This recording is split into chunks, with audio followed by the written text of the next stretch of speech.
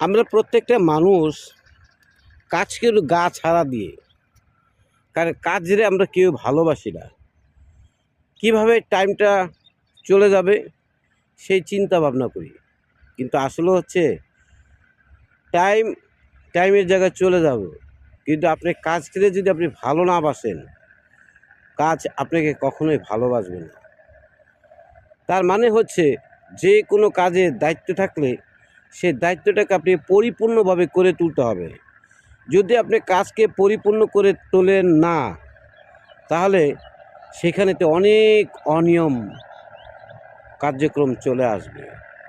কাজের প্রতি সবাই গুরুত্ব দেন, কাজকে ভালোবাসেন, টাকাকে নয়। টাকা ভালোবাসলে কাজ আপনি কখনোই পাবেন না। কাজকে ভালোবাসেন, টাকা অটোমেটিক চলে আসবে। এটাই বাস্তব কথা।